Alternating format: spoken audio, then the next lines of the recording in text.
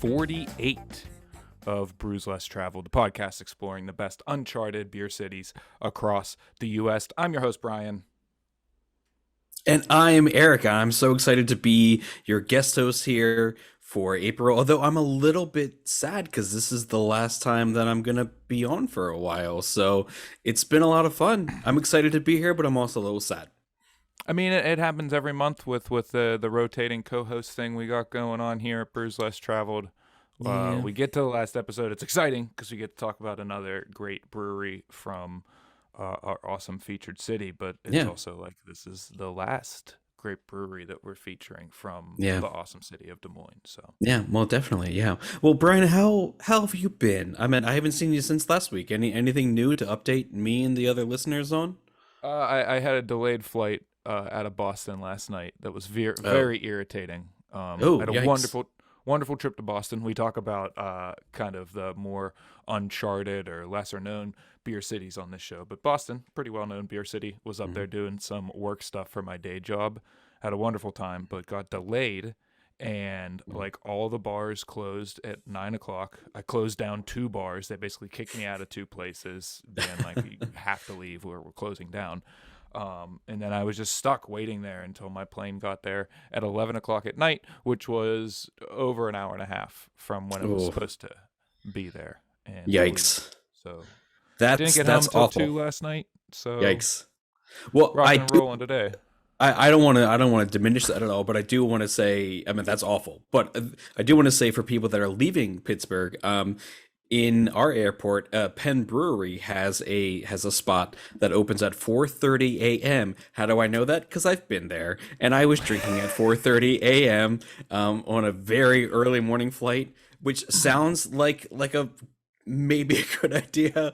And then the whole time I just had to pee a lot during the flight. Don't get the 20-ounce Hefeweizen at 4:30 a.m. It seems like it's going to be a good idea, but ultimately you're going to be in a window seat. And you're going to have to ask those people to move a lot. They're open before McDonald's. Like, it's insane. It literally, it was the Dunkin' Donuts where there was like a line out for that. And I'm like, amateurs. And I'm going right for the Hefeweizen at Penn Brewery, the airport. Get some circus peanut in your life at 4:30 in the morning. Absolutely. So, how have you been? How's your week been going? Good. I mean, crazy. Just, I mean, it feels like we were just here last week. I mean, brewing, drinking. As I told you earlier, I did find like a cool little bar by my house that has some local craft beer. It has a lot of hop farm. It has burgers, which is like not something that you see a lot. I know they're a little bit further outside of the city. So I'm excited to actually be able to sit down and try similar stuff because you don't see it too often. And the only other thing is right before I started here. So this is a glass I'm holding up here. It's from Warhorse Brewing in the Finger Lakes somewhere. And I've had this for like 2 years now. I've had this glass. And apparently I've had 2 of their glasses. And this sort of blew my mind a little bit. I meant to grab some glasses before coming up here. I had no idea that I had 2 identical glasses. I just figured I used this glass a lot. And it's weird after owning a glass for 2 years to realize that you have 2 identical ones. I don't know. It's not the craziest thing in the world, but it blew my mind a little bit. It is, because it means either one glass is always dirty, so they're never in the cupboard at the same time, or they're in the cupboard at the same time and you just don't notice that they're the same glass. So like, right.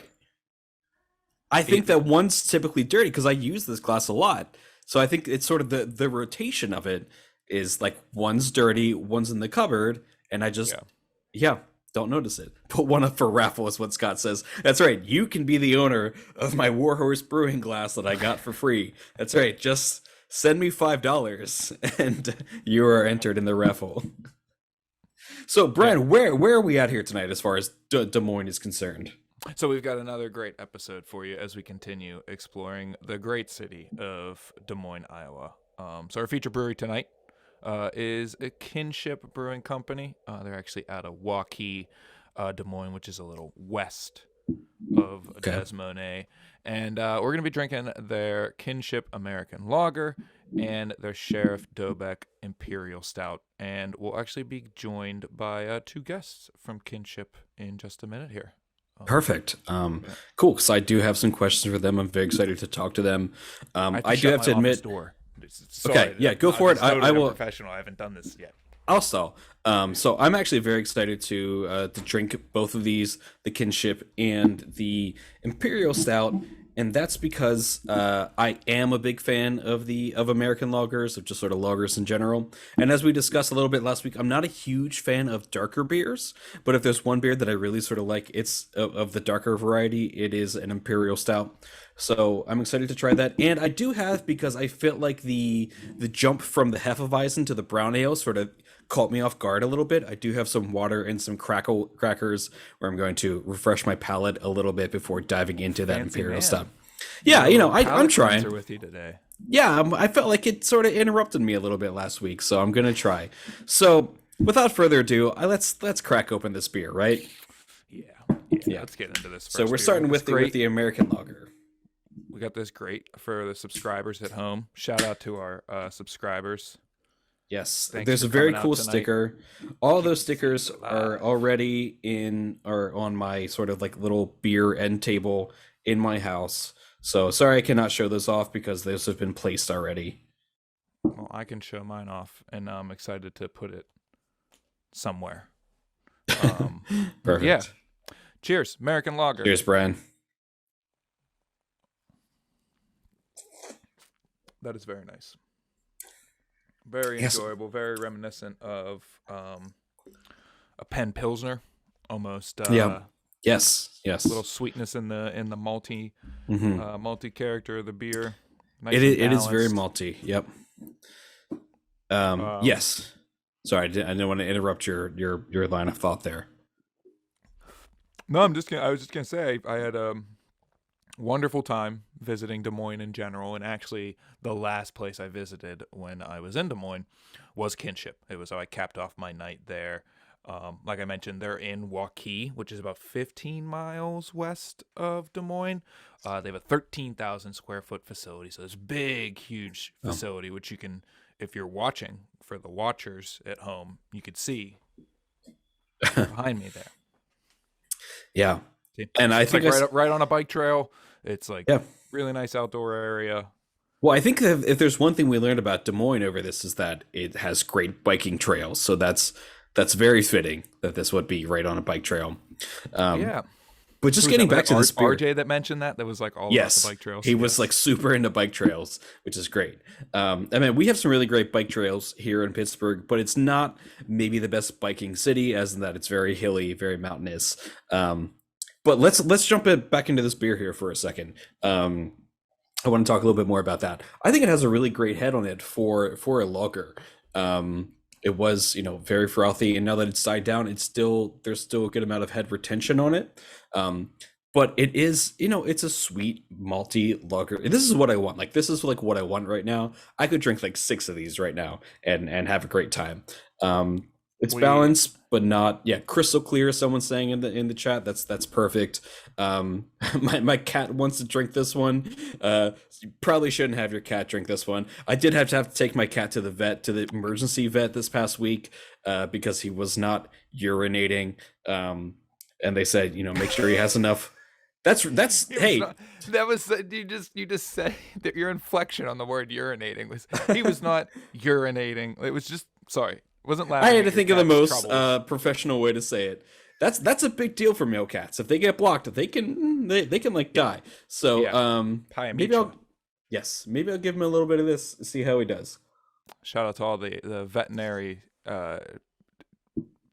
fans out there. And someone thank you so much for the watcher who's worried about it. He is okay. He does have some crystals. He has to go on a special diet, but he is okay. The cat is on the roof. Yeah, he's totally fine. He loves belly rubs and he loves fruits. So actually giving him like blueberries and cranberries is not going to be that big of a deal. He loves it. God, this beer is great. This beer is great. It's not overly. I mean, you say it's balanced. I don't get a lot of like bitterness or anything from it. It's just a sweet malty beer, super clean, super balanced, super clear. this is what I want in a lager. So great work. Absolutely. Yeah, this is wonderful. And we mentioned, I think, on the episode where we featured Exile, I took some Ruthie on a trip all the way across Nebraska and Wyoming and Utah. The other beer I had with me was this Kinship American Lager, and they were nice compliments to each other to drink every night and be a nice a comfort at the end of spending a long day on the highway in a big 11-foot tall van. But enough about that. Let's get into it. Let's bring on our guest. Please join us in welcoming our guest tonight, the head brewer at Kinship, DJ Norton, as well as the founder of Kinship, Zach Dobeck. How's it going tonight, guys? Good. How you guys doing tonight? Great. Wonderful. We're excited to have you. I appreciate you guys having us out tonight. Yeah, but thanks for joining. I mean, this lager is great. It's everything that I want right now, and you guys did a great job with it. Well, thank you. Yeah, it's I mean, by the way, just so people know, this is DJ. I'm Zach. This is the man that brewed it. Cool. Tell you what, DJ, why don't you talk a little bit about just the background of the beer? I'm gonna step away from camera for 1 second. Yeah, please. Yeah, so American Lager, it's a pretty simple, straightforward beer. We use Bud Choice Bar yeast from White Labs on it, so it's slightly checked, but it's a little breadier. Mm-hmm.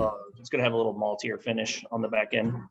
There's next to no hops in it. It's really the old mentality of brewing in an American style beer from traditional, almost pre-prohibition, maybe slightly post-prohibition. So it's meant to be drank a lot of, keep the hops and everything on it low for multiple different reasons right now in the market. And just a pretty straightforward, simple beer.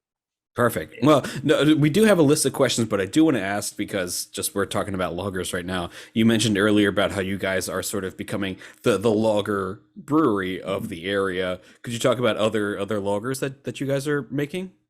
Yep. Yeah, so we have right now just standard flagship lagers that we're doing. We have 4 of them. We have a light lager, which is right now it's rice based, so it's going to be at 3.5% rice base. Cool. Same yeast strain. We use that Bud Choice Bar for our house strain basically. So a light lager, American lager, amber lager, but it's an amber lager more on the drier end of amber lagers. Okay. It's got some sweetness and stuff to it, but it's going to be more reminiscent of like a Yingling. And then a dark lager. Represent. Yeah, dark lager is it's a Schwartz beer, but we call it dark lager just to not confuse people. We try to keep our naming and the branding on the lagers simple, clean, so people can understand them when they read them on the shelf. Yeah. See, that sounds nice for the bartenders so they don't have to constantly go here. What's a Schwartz beer? And they're like, oh, okay, here we go. Yeah. So, and to speak on that note too, I've been homebrewing long, like every brewery that starts off like all of us got to start homebrewing typically. But I used to be fun naming beers, which we do name beers. Like I have a beer. It'll be a beer called Dear Annie, which is as I call it, the love letter to my wife. It's a hazy IPA, which we know is very good style for the craft beer industry. But when it came down to the lager series, especially being here in Iowa, me being from Georgia, everything, we felt like the more we got cutesy on the names, when it came to distribution, when it came to being on the shelf, the more it kind of disconnected with people because they didn't understand it and they didn't remember it. So the name Kinship is very easy to remember for the most part because people understand what it means, especially when they kind of know the story. So we literally call it light, American, amber, and dark lagers. Keep it simple. Yeah, that totally makes sense. Yeah, I think just to speak more to the dedication to becoming Kinship's lager brewery, Kinship being Iowa's lager brewery. When I was there, I don't think maybe a lot of people don't realize, but typically you have regular vertical fermenters in a brewery, and a lot of people have seen those, and you could brew all kinds of different styles of beer in there. But when you really want to dedicate to lagers, you'll get horizontal tanks, or what's known as lagering tanks, and those are tanks made specifically for the long cold conditioning phase known as lagering. and that's when you really commit time to time and space and resources to being like, okay, we're going to brew lagers. We're going to take the time to do it. And I believe you said you had, there were 2 there whenever I saw them, and you said you had 2 more on their way. So you guys are really pushing the chips into the pile of we're going to brew lager and we're going to commit space and resources to this. Right. And you guys spoke to Tercy, like you mentioned, RJ over at Exile, and I'm sure the folks on the Zoom here and your listeners heard that story. We started January 1st of last year. We came out the gate during a little pandemic, a small pandemic. Yeah. Is that what that was? Small one. Literally the 1st of January of 2021. So a year and almost 4 months ago, we opened our doors up. Distribution was pretty much immediate just because we were trying to be as versatile as possible. But the point, though, is we came out the gate. We have beers that we're very proud of. But what we noticed in our first year of being open, both in-house and then eventually in distribution, was the lager beers that I grew up on. I mean, I think we all grew up on it because craft beer is, it's been around for a long time, but it hasn't really gained its traction until really like the early 2000s when people started really catching on to what that meant. That being said, DJ and I started really taking a step back and thinking about everything in taproom. Ales and lagers are always welcome. When it comes to distribution for us, from our perspective, from what we're seeing, we are challenged not only with consumer choices being more tried and true, but this supply chain issues also challenged us to make beers that are approachable and affordable on the shelf. So from a business perspective, we just kind of naturally fell down the path where, and I'll let DJ speak to this because he's the one that does the beers. But the first beer that we did in our tap room was called Off the Leash, was a modern Pilsner, which we still do in house. And I'll let him speak to that in a minute. Before I get to that, the next beer he did that I got to try was the Amber Lager, which we were trying to get in you guys' hands, American Lager, because the Amber Lager has turned into one of the top selling beers that we're doing right now. And that's only been 4 months in the market.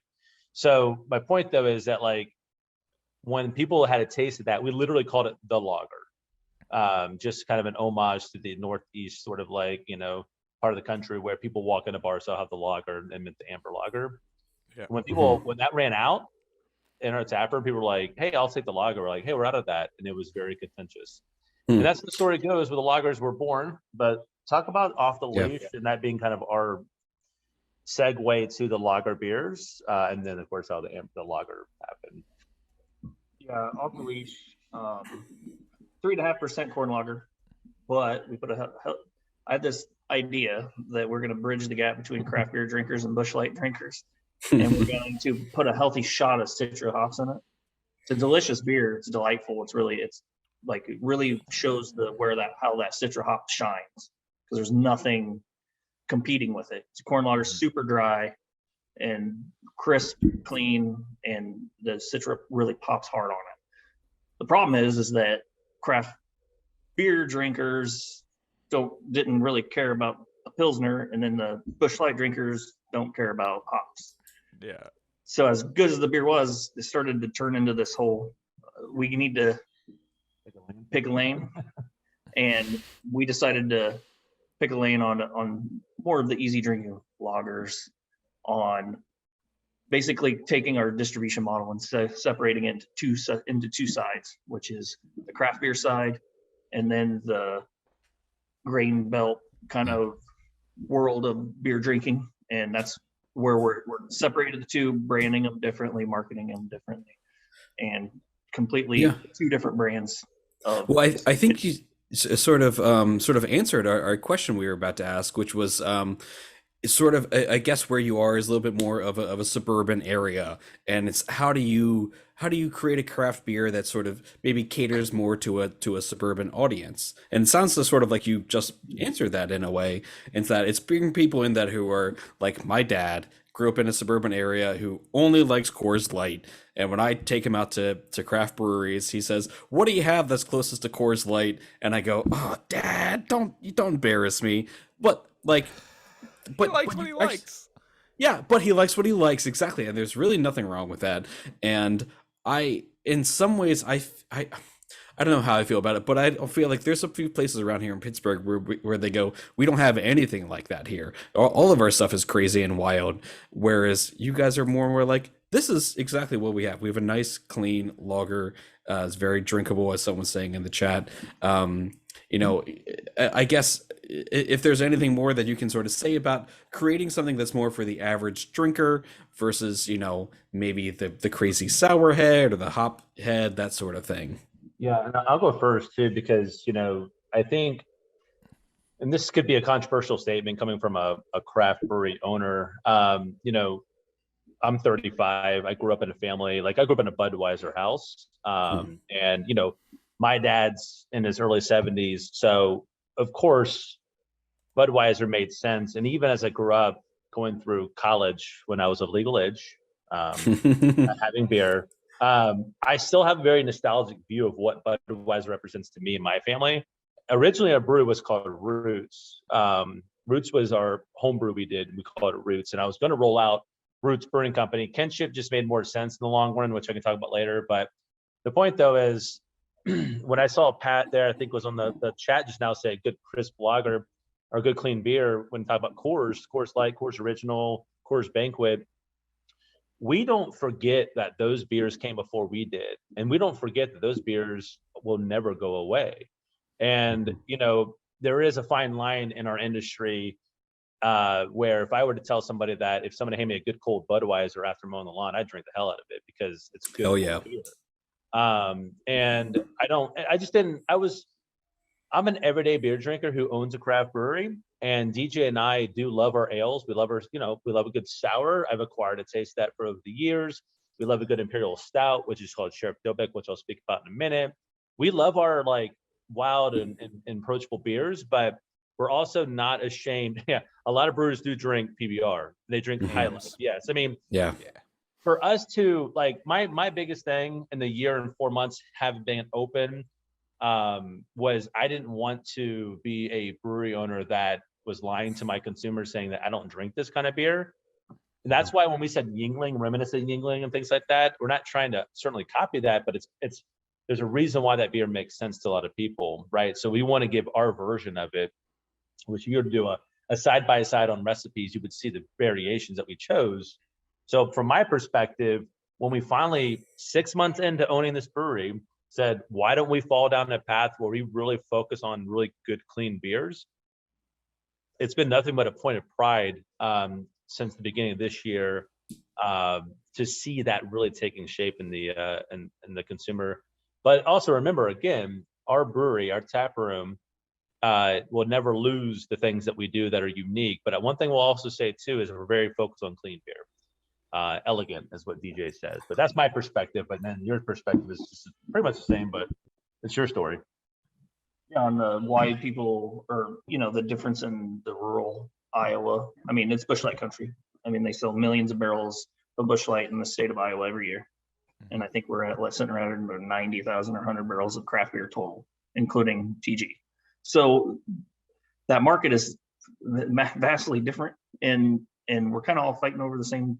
After you start breaking down market share in the craft beer industry, start breaking that down, we're all kind of fighting over the same 3%, which is fine. I mean, if everybody wants to do that, it's fine.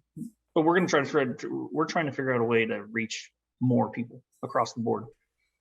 And if you got the time and resources, and like for us, fortunate for us, we have the space to be able to put lagering tanks in, and we were built to do that from day one.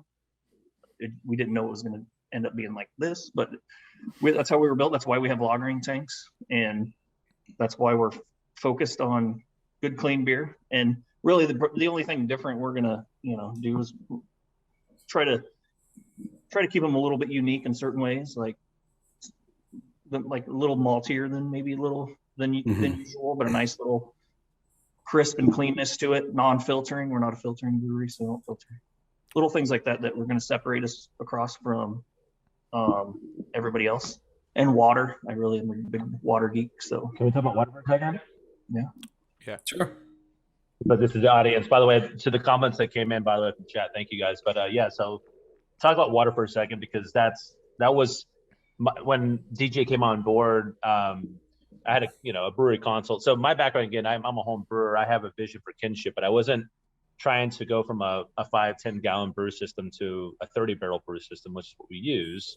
And again, if there's a little bit of time left, I'm happy to talk about why the building behind you exists. But before we do that, it was the water chemistry, especially for being here in Iowa. So yeah, so water in Iowa is garbage. Not good. There's a lot of agriculture runoff during certain times of the year. Sometimes they pull surface water. Sometimes they pull well water. They won't tell you. You can try to get water reports. They're delayed, or that's a monthly average, or however that works. So you got to test your own water, or you got to just strip it. So we decided to go down the stripping route. And when we were in the build out phase and everything, I talked to Zach and I said, we should get some RO water. Unfortunately, he jumped on board with it. So we made a partnership with Colgan and got a really, really kick-ass water system to be able to strip our water down. We just rebuild everything. Every recipe's built specifically different. I don't build a base blend and then use that base for every single beer. Every single beer has its own water pour. Wow. I think That's most impressive. people don't. I think most people, even like most like beginning to mid-level homebrewers, don't understand or appreciate how much that changes. So when you say strip water down, what's DJ saying is they're pulling all the nutrients, everything out of that water, and then building it up, putting how much calcium they want in, how much chloride specifically they want in, how much sulfate, and so on and so forth, to build a water that would be almost reminiscent of where this beer's origins come from, or something that's really tailored to its malt profile. And that's dedication to the beer. Yeah. Everybody talks about sexy hops and cool yeast strains and even cool malts, but like no one talks about how sexy water can be. Yeah.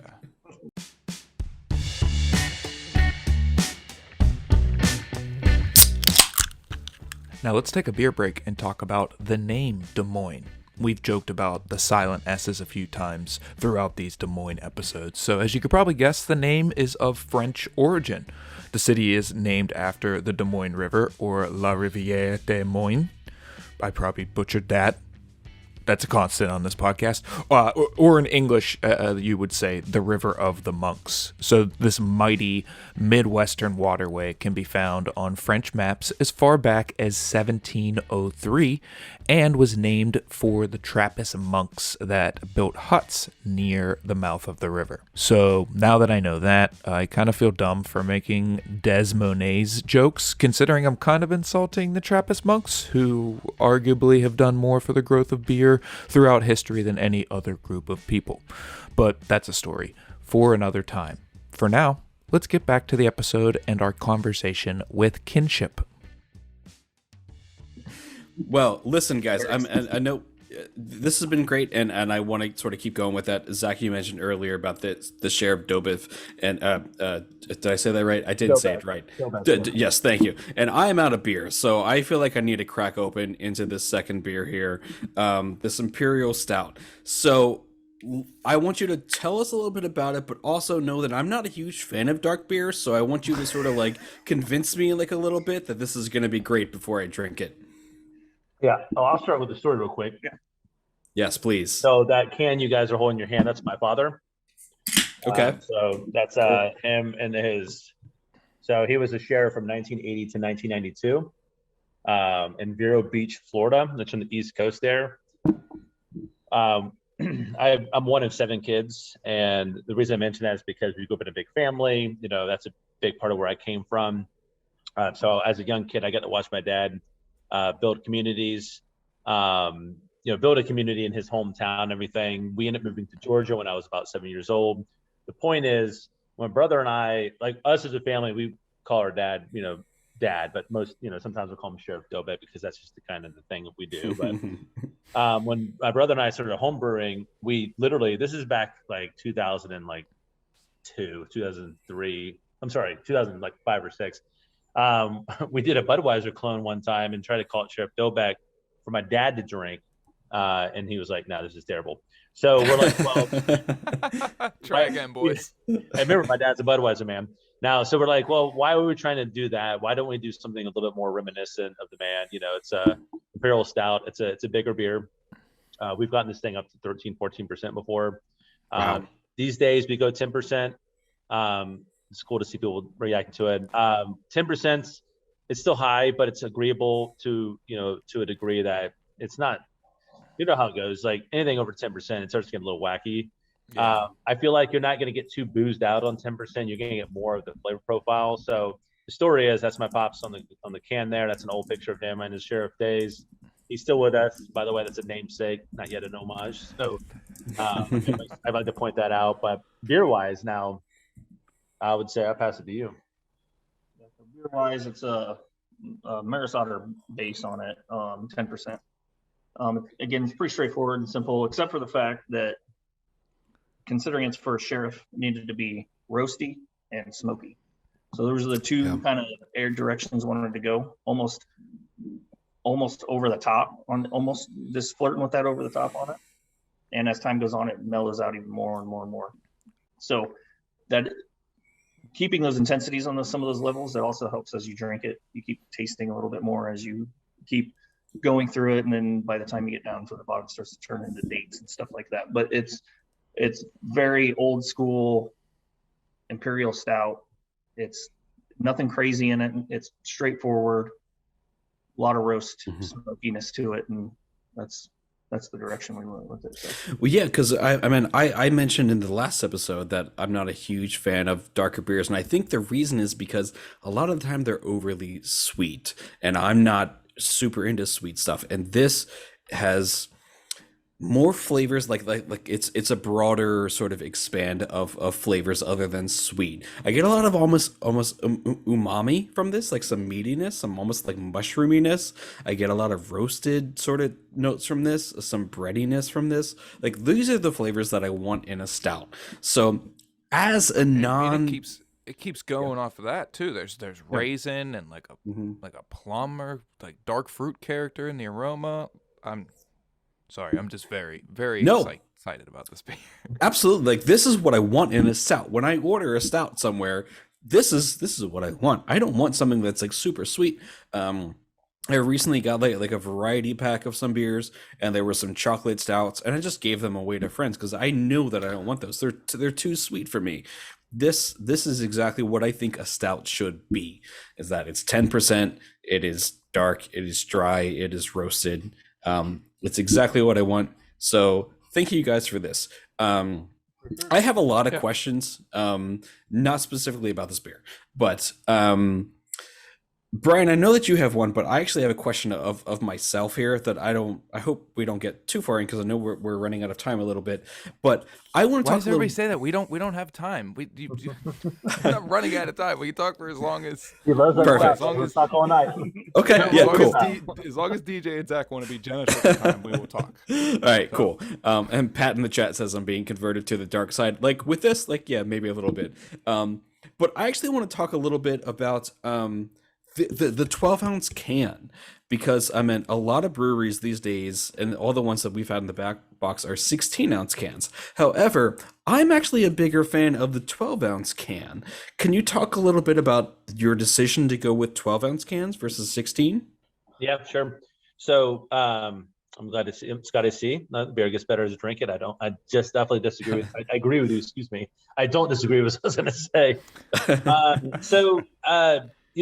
It's a great question, because part of what we're trying to do in our space as we go online, we are the newest brewery, I think as of a couple months ago in the state of Iowa. So we look at, again, from a distribution perspective, the shelf war, I think we're all familiar with what that term means. We saw a lot of, tall boys and 4-packs. We wanted to challenge it and say, why don't we do 12 ounce and 6-packs? Excuse me. The big part of that really comes down to when my wife would find her favorite beer, she'd take it home, she open it up, pour a little bit over half in a glass, and then put the other half in the fridge and finish it. And that way. Now, obviously, things like a stout, you can a little bit warmer the temperature, the more you get out of it. But we chose that for a point of differentiation in a 6-pack format. That was the initial goal. If you notice too, by the way, it's got a gold rim top. That's a little nod that we do to kind of, at least locally here, it's a little wink and a smile that what we do with our brand is we try to find little points of differentiation. Now, when it's in a pack tech, you don't see it immediately. It's only when you engage with the beer outside of you take it home and everything. But it's still something that as you engage with a brand more and more, that's another point of, connection that you have with our brand. So the 12 ounce approach was really specifically designed to just give more to, because like when I pick up a 6-pack and I got a friend or two over, I'm more likely to share. If I've got a 4-pack, I'm like, I don't have any beer for you. So, no, honestly, that's exactly why I asked it, because when I have a 4-pack of 16-ounce cans, those beers are for me and me alone. Sure. When I have a 6-pack of 12-ounce cans, I'm more than happy to share them with another person or two. And it almost sort of expands that way. And it's that very specific thing that we're trying to differentiate ourselves in the market. And then, is it something that everybody notices? No, but there's like you said, I mean, it's all about the connection, the reason why. And then we've heard it back since, by the way. I mean, now we're starting to hear it come back to us saying, like, I love that I can get a 6-pack of beer, especially in a 12-ounce format, for those reasons, so. Mm-hmm. Yeah, perfect. So we've talked a little bit. We've mentioned that you want to be the lager focused brewery, but beyond that, what does that name Kinship mean? So like I said earlier, Roots Brewing Company was the original name. It came down, my brother and I would brew. We actually called ourselves the Brews Brothers, which apparently turned into like a Netflix series at some point as well, right? Yeah. I heard a very not great Netflix series as well. Yeah, yes, that's what I've heard. So the point is, like, it was funny because like with the Brews Brothers, a lot of every beer name we came out with was very reminiscent of a person, a place, a thing, a reference, if you will. And so Roots was the implication there. Now, I'm from Georgia originally. My wife's from Iowa. That's why we're here. Just a little background there. But when moving here to Iowa with the name Roots Brewing Company, there were different breweries that are across the region now and across the country that there were roots in their name. So whether it's twisted, it's bitter, whether it's whatever roots, I got to a point where I was concerned with the word roots getting lost. And so we took a step back. This is during planning process, by the way. We weren't open yet. And we landed on Kinship because it has the same sort of connotation, but in retrospect, it actually is a much better name. And I say that because I opened a brewery to pursue an entrepreneurial spirit that I have. But to use beer as what I feel like is my platform to build community, which is what I saw my dad do as a young kid. Beer has always been an equalizer, I think, for people to sit down and have a conversation. And Kinship, and what's been great about the name Kinship is people have connected with the name because of that reason. It's all about kinship. Yeah, kinship brings people together. Kinship is also all our common background. So if it was Roots, it'd be about me. It's no longer about me anymore. It's about DJ. It's about my team that builds this all out. We're all Kinship. It's very disarming too. Like, it's just like social unrest is a big thing leading up to our opening, between the pandemic and everything going on in the world. And I feel like people really connected with the name Kinship. And that was just not purposeful. It's just because the name makes sense to me. It makes me feel good for what we're doing, which is also another reason why is the word name Kinship. Why the lager beer makes the most sense, because it is the world's favorite beer. It's the beer as we sit down. And I'm a huge Bourdain fan, which it's a whole different conversation. Yeah.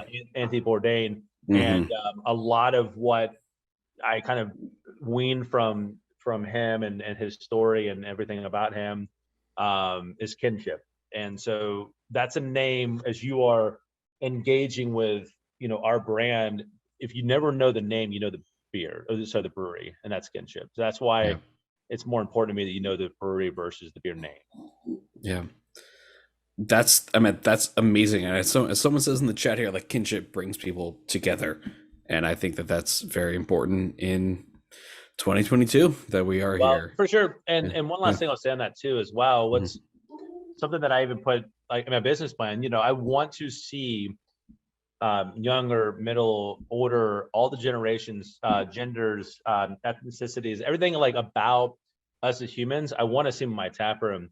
And we're in Milwaukee, Iowa, which is a suburb.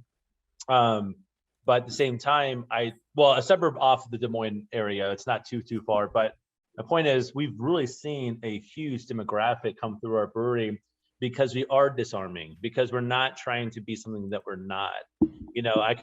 At this point now, you guys haven't turned the computer off from what we said. So I'll just say this, that people really appreciate what we're doing, whether they're coming locally or they're coming from the metro or even eastern part of downtown, because of what we do and represent. And we're going to keep doing that. Yeah.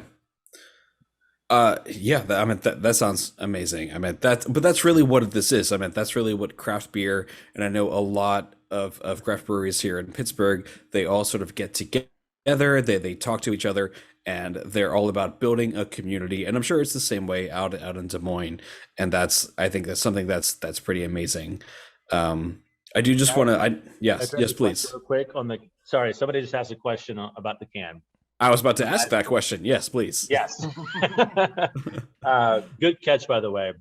Well, real quick, before I get to the Shield logo, I'll just point out. So 1986, that was the year I was born.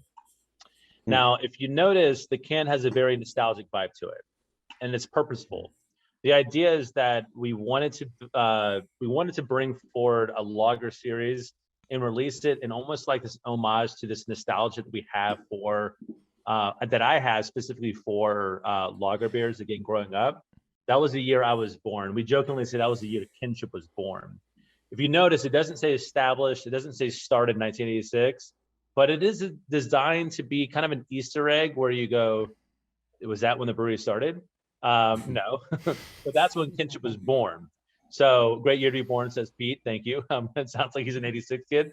So the 1986 is literally just the year I was born. It's an homage. And that's, again, why we decided to bring that nostalgia forward. Again, it's a little wink and a smile to our brand. It's designed to be a conversation piece. So the 26 other people on this, chat right now, anybody who listens to this podcast, they know the information and why it's 1986. So they get to kind of tell the story. If people ask about it and they engage it, it's arming them with information that they know. So yeah, that's what that represents. The shield is a family crest. So I'm Scottish heritage.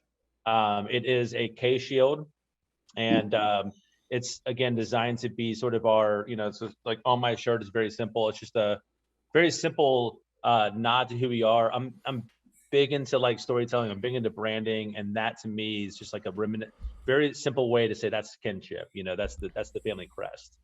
Things that we can all wear together because we're all Kinship, as corny as it may sound. Yeah.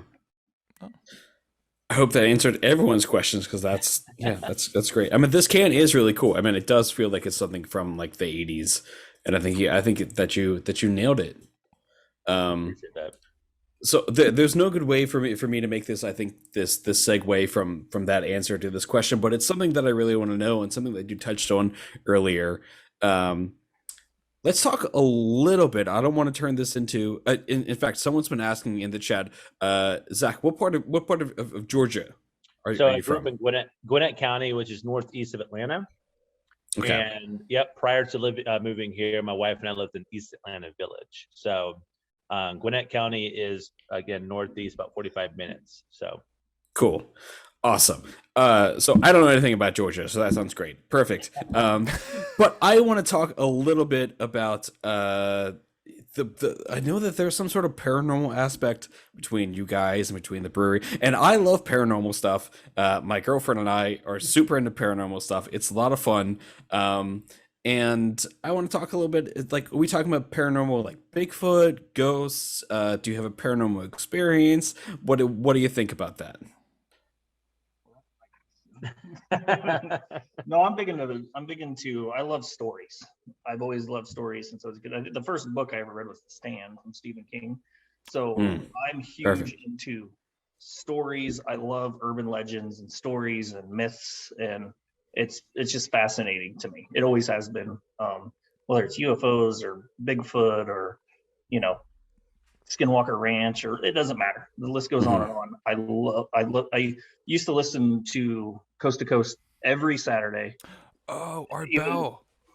Just every single weekend. I look forward to it. I had no social life, so I would just sit around and listening when I was a kid, listening to Coast to Coast.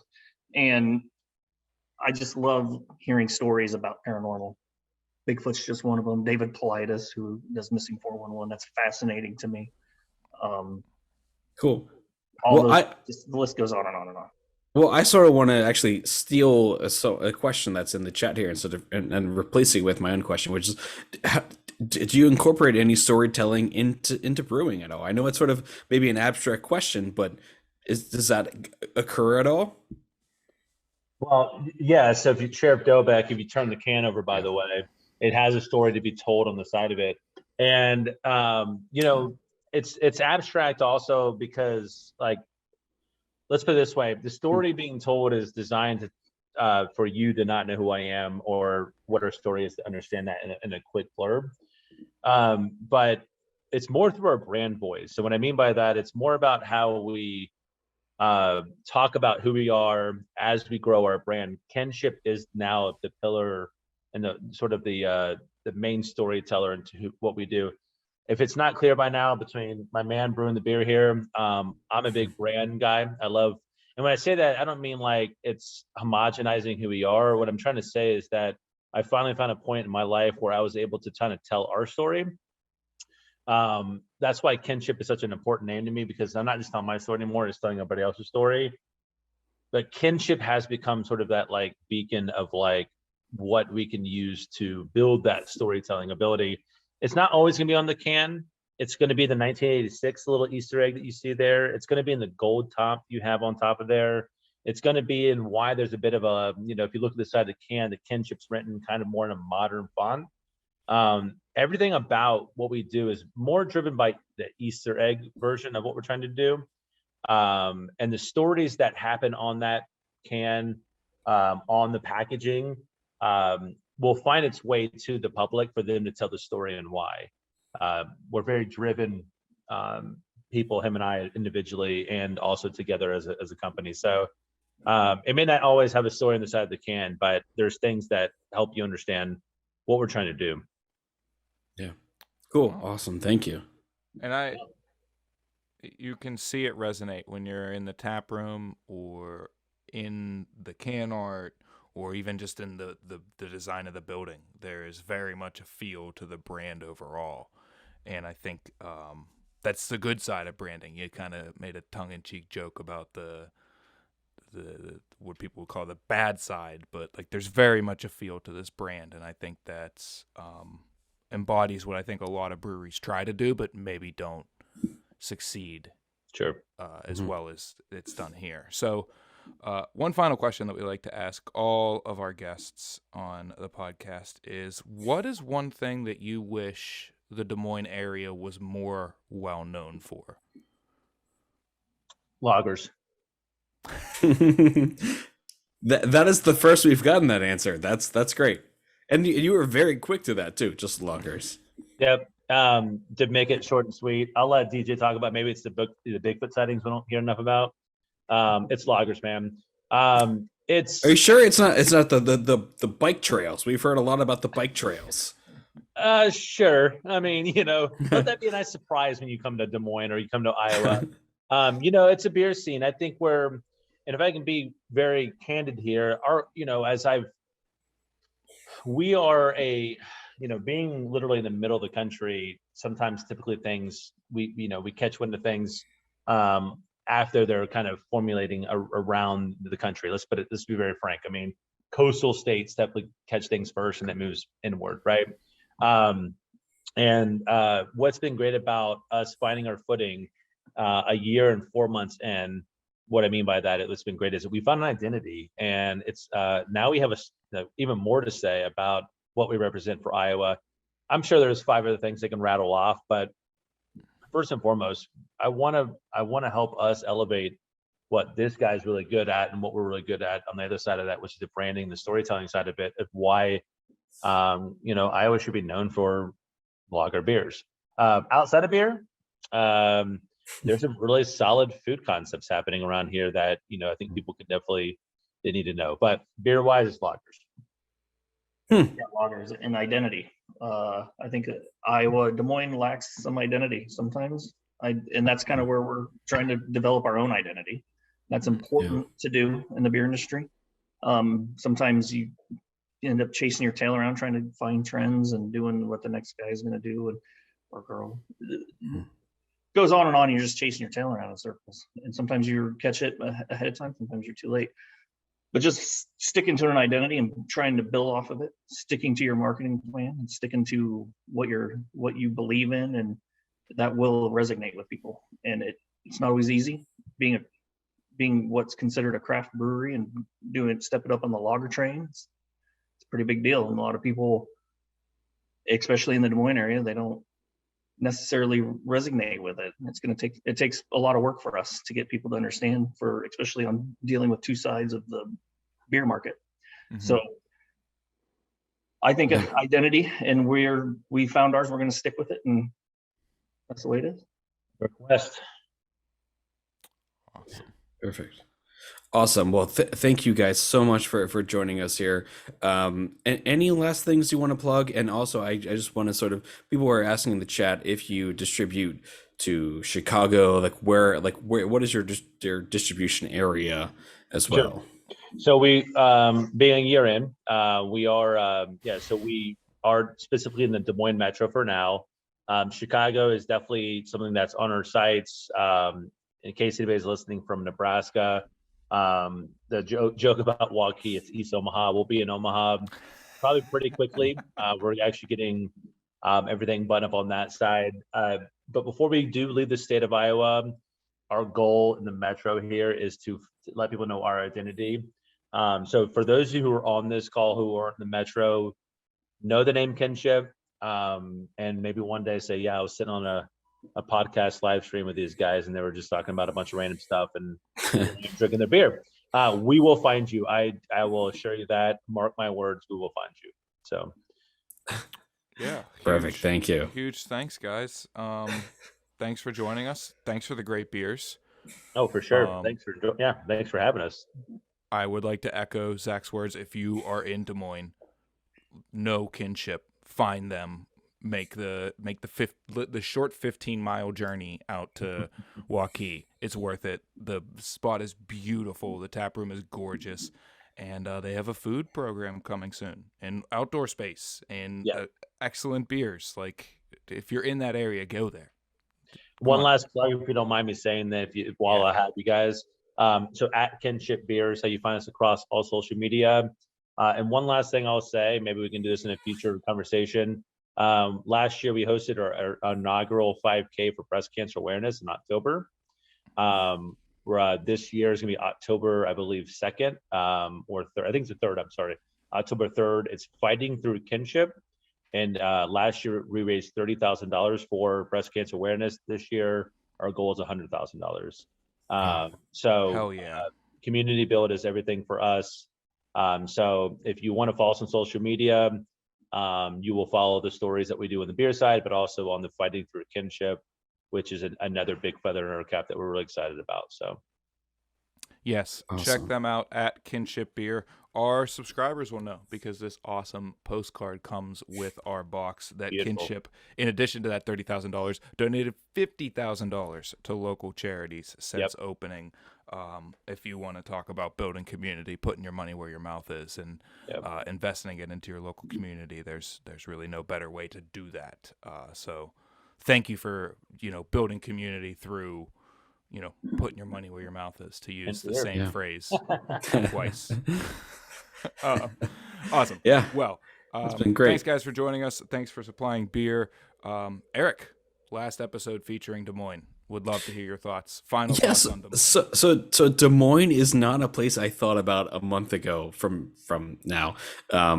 Des Moines it's I don't know, it just wasn't a place I thought about, but the more I've talked to people and the more I've thought about it, it makes me sort of kind of happy. Like I'm a pessimist, and that's fine.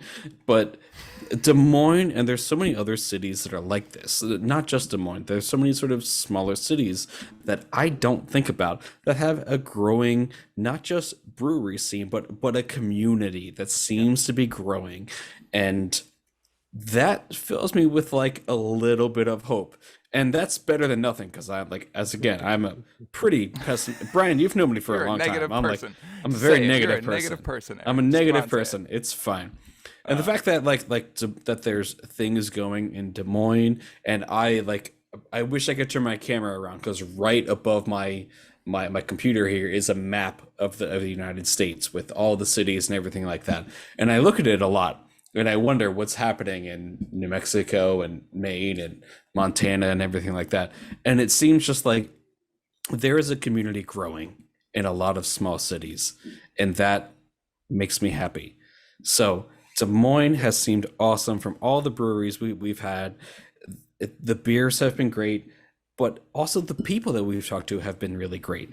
And the city itself seems like it's growing, and it seems like it's progressing, and that fills me with a lot of joy. So yep, that's all I can say. So cheers to you guys. I mean, Cheers. It's been great. Yeah, cheers. Yep. Well, Eric, it was wonderful, doing these episodes with you. I had a phenomenal time in Des Moines. If I haven't expressed this already over these 4 episodes featuring Des Moines, then that's my failure. But I would absolutely go back there, and I think everybody listening to this podcast or watching live with us right now, find a way to get to Des Moines. It is a criminally underrated city with a beautiful beer scene, and I assure you, you will have an excellent time getting there. Eric, it was great to reconnect. Thanks for co-hosting, and I'm happy to say you're officially a friend of the pod now, and cool. You're welcome back anytime. That's going to do it for Des Moines. That's going to do it for this episode. Great city, great episode. Find your way out to the Hartford of the West and check out this wonderful place with its beautiful sculpture garden, amazing beer scene, and even better people. Thanks to all of our featured Des Moines breweries, and thanks to all of our guests from these great breweries. If you're enjoying the show, the best way to support us is to join the beer club at brewvana.com. That way you can help us continue to make these episodes, but you also get beer and sweet inclusions shipped to you every month directly to your door. You'll get a new box for our new featured city, and this next featured city's boxes have already started going out this week. We'll be back next week to introduce our next featured city. Yeah, Brian, I mean, that's great, but can I take a, because people are like shouting my name in the chat here, can I take a second to plug my own podcast here? Yes, Eric, please plug your own podcast. So I have a podcast of my own. It's not beer related. It's movie related. If you are a movie nerd. So it's me and 3 of my friends who are all movie nerds. And basically we review movies that we haven't seen since we are children to see if they hold up. So like we haven't seen these movies in 20, 30 years to see maybe these movies are good, maybe they suck. Like the perfect example I think of is like Free Willy. When was the last time you thought of Free Willy? I mean, all the time. It was like literally one of my favorite movies growing up. Hold up. Does it hold up? I don't know. It holds up. It holds up okay, but like we do like that. Encino Man is great. Fight me on that. Encino Man is great. So like I mean, what's we the actually name of the have podcast. You're doing a terrible plug. It's called Throwback Theater. Throwback Theater. It's on everywhere you can get your podcast, Spotify, everywhere else. We actually have a 100 episode coming up here soon. 100 episode extravaganza. But I meant we do everything from like well-known movies to like very obscure movies that someone remembered watching when they were 5 to see how it holds up. So The Indian in the Cupboard, Honey, We Shrunk the the Honey, what is it? I don't remember now. Kids and Blue Mom too. So Honey, We Shrunk the Kids. Yeah. Honey, We Shrunk the Kids. Yeah. Yeah, we've done so many of those. And Little Lady. Yes. So if you're into podcasts, if you're into me, you can check out Throwback Theater and listen to me talk about and we would just ruin all your favorite movies. We would just watch them and we would just totally tell you how they are terrible or whatever. But yeah, it's a lot of fun. So thank you so much for having me here, Brian. It's been great. You're welcome. Thank you for joining me, and thank you again to Zach and DJ for tolerating this. Awesome, man. You can follow us on Facebook, Instagram, YouTube, and Untapped at Bruvana. Like I said, we'll be back next week to introduce our next city. I'm just going to say 2 times the fun, and that's all. We're going to leave it there. We'll be back next week, but until then, stay safe, be kind, and support your local breweries. Cheers, everybody. Cheers. Cheers. Woo! Thanks for watching Brews Less Traveled on YouTube. Be sure to like this video and subscribe to our channel for more interviews with brewery professionals.